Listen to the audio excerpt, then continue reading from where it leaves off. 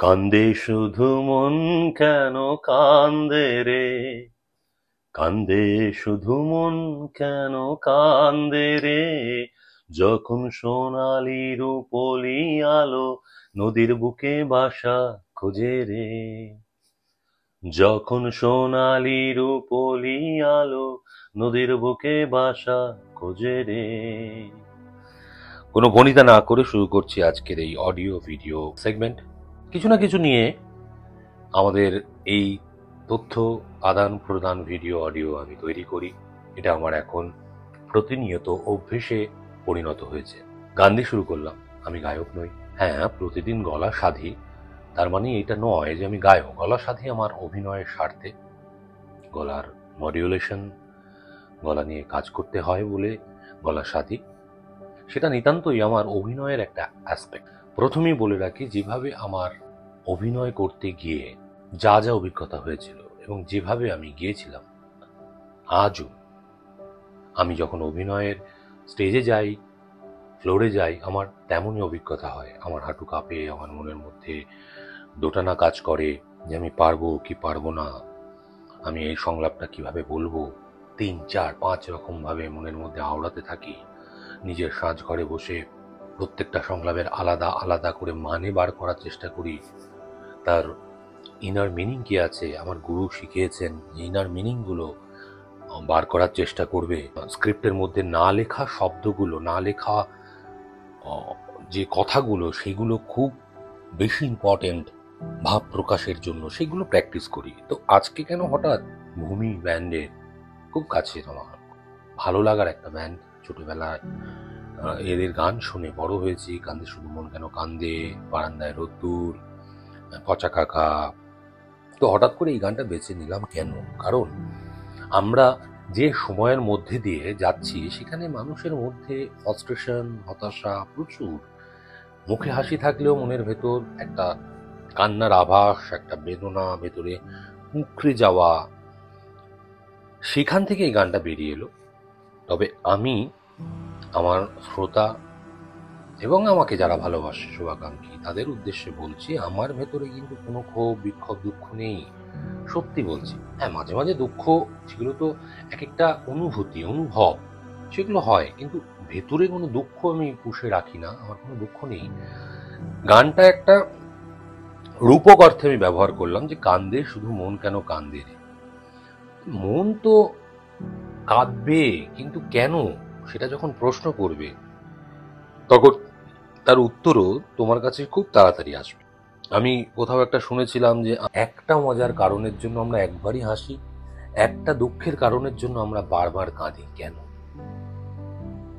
একটা হাসির কারণ যখন আমরা শুনি, সেটা যখন বারবার আমাদের কানের সামনে রিপিট করা হয়, তখন কিন্তু প্রথম যে হাসিটা আমাদের পেয়েছিল, তারপরে যখন শুনি সেই হাসির যে জোর অথবা হাসির যে ইচ্ছেটা, সেটা কিন্তু আস্তে আস্তে কমে আসে। তাহলে দুঃখের কারণ যেটাই হোক না কেন, প্রথমে আমরা কেঁদে নিলাম, তারপরে আবার কেন কাঁদবো এক দুঃখের জন্য? সেখান থেকেই আজকে যে মানুষটিকে নিয়ে আমি আলোচনা করব, তাকে আমি যখন পড়েছি, কিছুটা অনুধাবন করেছি, তখন মনে হয়েছে এই মানুষটার মধ্যে তো দুঃখই নেই। এই মানুষটা সুখ বিলিয়ে দিতে এসছে, আনন্দ আহরণ করতে এসছে। ভনিতা না করে বলে ফেলি, মানুষটার নাম বিভূতিভূষণ বন্দ্যোপাধ্যায়, যিনি বাংলা সাহিত্যের পথিকৃৎ। শুধু বাংলা সাহিত্যের নয়, সারা পৃথিবীতে যে ছবি দাগ কেটেছিল, সেই ছবির রচয়িতা, সেই ছবির লেখক বিভূতিভূষণ বন্দ্যোপাধ্যায়। শ্রদ্ধেয় বিভূতিভূষণ বন্দ্যোপাধ্যায়। কেন কান্দে শুধু মন কেন কান্দে এবং বিভূতিভূষণকে আমি জুড়ে দিলাম। বিভূতিভূষণ, তার জন্ম হলো, তার ছাত্রাবস্থা কাটলো, তারপরে যখন পেশায় তিনি নিযুক্ত হবেন, সেই সময় কাজকর্মের অভাবে তিনি ঘুরে বেড়াচ্ছেন, কাজকর্ম নেই। তার এক সহৃদয় বন্ধু তাকে একটা জঙ্গল স্টেটের ম্যানেজার হিসেবে পাঠিয়ে দিল। তিনি সেই কাজটিকে সাদরে গ্রহণ করলেন। উনি ওই জঙ্গলের পথ ধরে যখন স্টেটের দিকে যাচ্ছেন, তখনই যা যা অনুধাবন করেছেন, সেগুলো যখন উনি লিখেছেন, সেটা নিয়ে একটা উপন্যাস হয়ে যেতে পারে। বা উপন্যাস হয়েছে পরবর্তীকালে। তো আমি ফিরে আসি মোদ্দা কথায়। বিভূতিবাবু একজন জনপ্রিয় বাঙালি সাহিত্যিক লেখক, যার বিখ্যাত সৃষ্টি পথের পাঁচালী, অপরাজিত, তারপরে আরণ্যক রয়েছে, চাঁদের পাহাড় রয়েছে, আদর্শ হিন্দু হোটেল, ইছামতি, অশনি সংকেত। আমি যদি খুব একটা ভুল না করি অশনি সংকেত উনি মনে হয় শেষ লিখেছিলেন। আপনারা কি জানেন ওনার যখন 29 বছর বয়স তখন থেকে উনি লেখা শুরু করেছিলেন? আপনারা ভাবুন তো যে রবীন্দ্রনাথ, আমরা যাদের নিয়ে, মানে আমি রবীন্দ্রনাথের নাম উচ্চারণ করলাম ঠিকই, কিন্তু যাদের নিয়ে আমরা গর্ববোধ করি, রবীন্দ্রনাথকে নিয়ে তো আমরা গর্ববোধ করি। রবীন্দ্রনাথ অনেক ছোট বয়স থেকে লেখা শুরু করেছিল, তার মনন অনেক ছোট বয়স থেকে তৈরি হয়েছিল। এই মানুষটি 29 বছর বয়সে মনে হলো যে আমি লিখব। সেখান থেকে যা যা সাহিত্য, যা যা উপন্যাস উনি উপহার দিলেন, তা তো কালজয়ী হয়ে রইল, তাই না? এবার ফিরে আসি, কেন আমি কান্দে শুধু মন, কেন কান্দে গাইলাম, কেন গাইলাম? সেটা হচ্ছে এই মানুষটি পথের পাঁচালী উপন্যাসটি লেখার পর দীর্ঘ 6টা বছর তিনি প্রকাশকদের দরজায় দরজায় নক করেন। কোনো প্রকাশনা সংস্থা তার এই বইকে প্রকাশ করার জন্য ইচ্ছা প্রকাশ করেনি, বলেছিল এই বই কখনো মার্কেটে চলতে পারে না। তিনি কি ভেঙে পড়েছিলেন? একদমই নয়। তিনি সেই বই নিয়ে প্রত্যেক প্রকাশকের দরজায় দরজায় ঘুরতেন। তবে তার বন্ধু ভাগ্য সত্যি ঈর্ষণীয়। বন্ধু ভাগ্য নিয়ে আমার খুব ঈর্ষা হয়। আমারও বন্ধু ভাগ্য যে খুব একটা খারাপ এমন নয়। 2-1 বন্ধু রয়েছে যারা আমার জন্য প্রাণ দিতে পারে, আমি তাদের জন্য প্রাণ দিতে পারি। প্রাণ দেওয়া নেওয়ার কথাটা দূরে রেখে শ্রী সজনীকান্ত দাশের কথা বলি, যিনি কিনা বিভূতিভূষণ বাবুর প্রাণের বন্ধু ছিলেন। তিনিও কবি ছিলেন, সাহিত্যিক ছিলেন। এইখানে একটু গাঢ়ভাবে শুনুন, এখানে একটু মন দিয়ে শুনুন। বিভূতিভূষণ বন্দ্যোপাধ্যায়ও কিন্তু কবি সাহিত্যিক ছিলেন, তার বন্ধুও ছিলেন কিন্তু কবি সাহিত্যিক। কম্পিটিশন হওয়ার কথা, প্রতিযোগী হওয়ার কথা। সজনীকান্ত বাবু তার প্রতিযোগী হবেন, কিন্তু শ্রী সজনীকান্ত বাবু কি করলেন? নিজের স্ত্রীর গয়না বিক্রি করে, ঋণ করে তিনি একটা প্রকাশনা সংস্থা খুললেন, যেখান থেকে প্রথম প্রকাশ পায় পথের পাঁচালী। ভাবতে পারেন? একটু ভাবুন, আমি একটু পজ দিই, একটু ভাবুন। ভাবলেন? একজন কম্পিটিটর, আমরা যাকে এখন কম্পিটিটর বলি, কিন্তু তিনি বন্ধু। বন্ধু আর কম্পিটিটর এক নয়। তিনি ঋণ নিয়ে নিজের স্ত্রীর গয়না বিক্রি করে তার বন্ধু বিভূতিভূষণ বাবুর জন্য প্রকাশনা সংস্থা খুললেন, সেখান থেকে পথের পাঁচালী প্রকাশ পেল। ভাবা যায়? এবার আসে কিছু তথ্যে। পথের পাঁচালী শুধুমাত্র বাঙালি উপন্যাস নয়, বাংলা ভাষা থেকে এই উপন্যাস বহু ভাষায় রূপান্তরিত হয়েছে এবং সেটা হিটও হয়েছে। কোন কোন ভাষায়? তেলেগু ভাষায় প্রথম প্রকাশ পায়। কে প্রকাশ করে?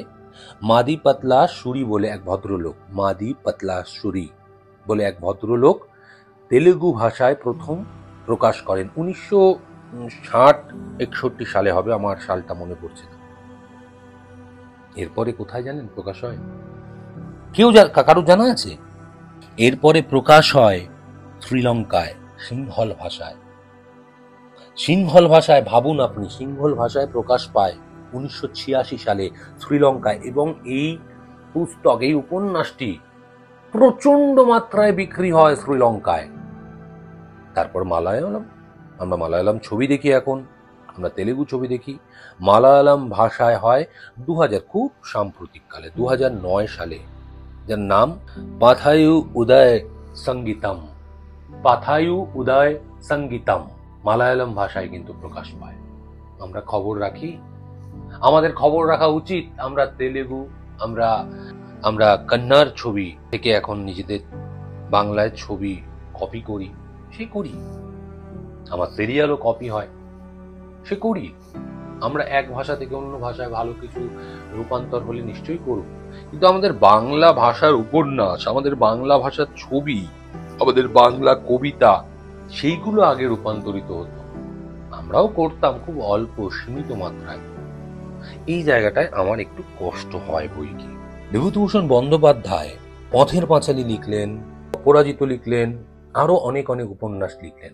আরেকটা তথ্য দিই, বিভূতিভূষণ বন্দ্যোপাধ্যায় নোবেল পেতেন, জানেন? নোবেল পেতে পারতেন, কিন্তু সুইডেন থেকে আসা চিঠির উত্তর সেই সময় ভারত সরকার দেয়নি।